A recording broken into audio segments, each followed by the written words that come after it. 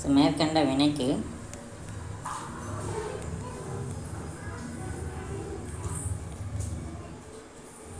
Delta G மதிப்பு காண்க.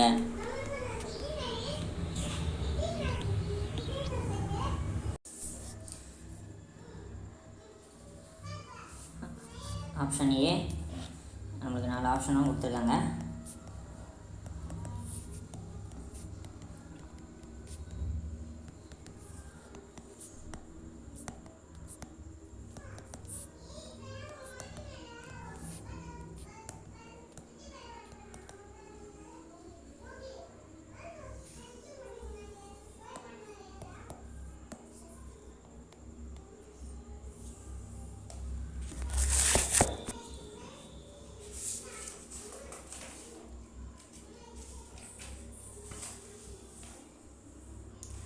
So நம்மளுக்கு சமநிலை வினைக்கு டெல்டா ஜி கண்டுபிடிக்கிறதுக்கு நம்ம டெல்டா ஜி கண்டுபிடிக்கிறதுக்கு 2 ஃபார்முலா இருக்குது.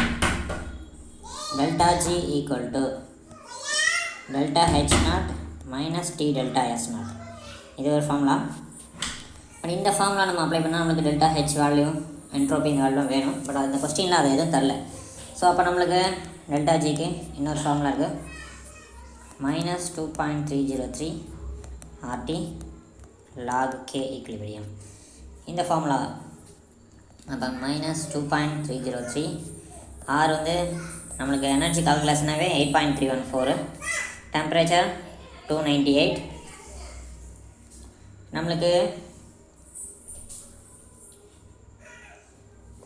ஸோ இந்த ரியாக்ஷனுக்கு அந்த வேல்யூ நம்மளுக்கு K equilibrium கொடுக்கல. K equilibrium வேல்யூ தரல. நம்மளாக தான் வர வைக்கணும். என்னென்னா வாட்டரோட dissociation constant KW 10 to the power of minus 14. அப்போ log of 10 to the power of minus 14.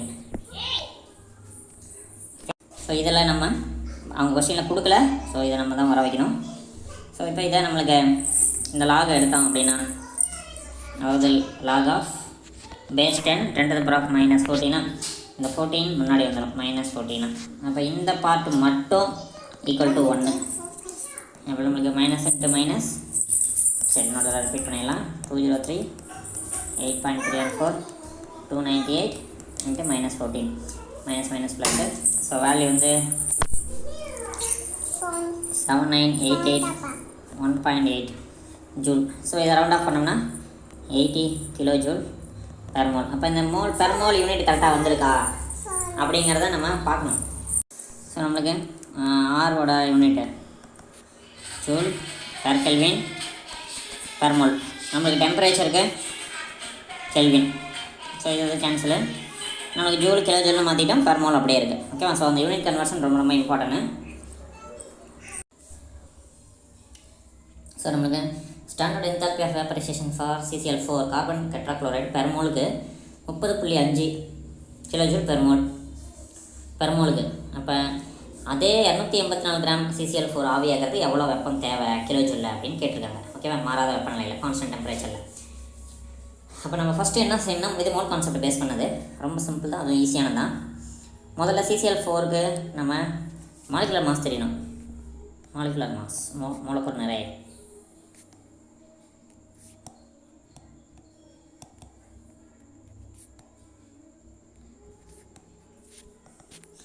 ஒரு கார்பன் இருக்குது ப்ளஸ் 4 குளோரைன்.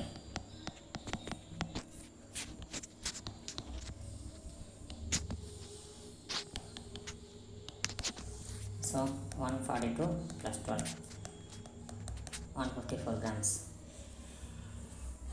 அதாவது 1 mole CCl4 = 154 grams. ஸோ 1 மோலுக்கு 1 mole delta H vaporisation value கொடுத்துட்டாங்க நம்மளுக்கு. எவ்வளோனா 30.5 கிலோ ஜூல். நம்மக்கிட்ட இருக்கிறது மீன்ஸ் அது எவ்வளோ வெயிட்டு 154 grams. நம்மளை கேட்குறது வந்து பார்த்திங்கன்னா 284 grams கேட்குறாங்க. 284 grams delta H vaporisation value.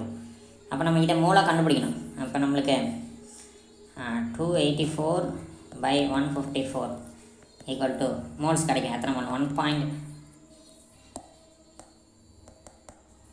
1.844 moles. So இது அப்போ நம்மளுக்கு 1 mole equal to 30.5 kilojoule. 1.844 into 30.5 kilojoule multiply பண்ணோம்னா நம்மளுக்கு கிடைக்கிறது வந்து பார்த்திங்கன்னா 56.242 kilojoule. அதுதான் நம்மளுக்கு ஆன்சர். ஓகே, நம்மளுக்கு 1.8 mole கேட்குறாங்க.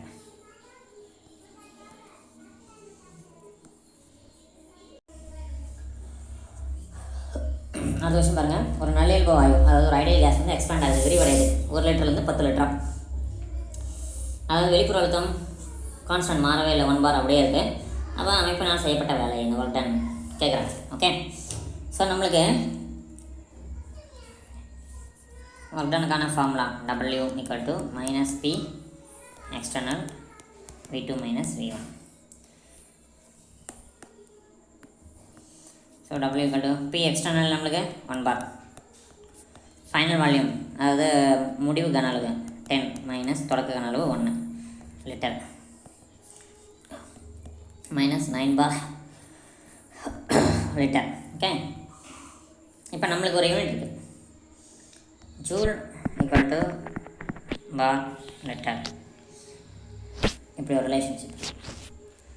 ஓகே, ஸோ அப்போ நம்ம இதை minus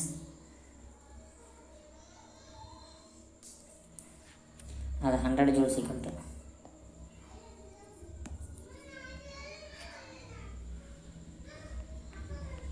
bar liter equal to 100 joule. அப்போ இது 900 joules. இதை நம்ம 0.9 கிலோஜூல்னு மாற்றலாம். ஸோ ரொம்ப சிம்பிளான கொஸ்டின் தான். ஸோ ஃபார்முலாஸ் தெரிஞ்சிருந்து கொஸ்டின் நல்லா அண்டர்ஸ்டாண்ட் பண்ணிட்டீங்கன்னா நம்மளுக்கு இந்த சம் வருங்க ரொம்ப சிம்பிள் தான், அவ்வளோ ஸ்ட்ரெயின் பண்ணுறதுக்குலாம் ஒன்றும் இங்கே இல்லை.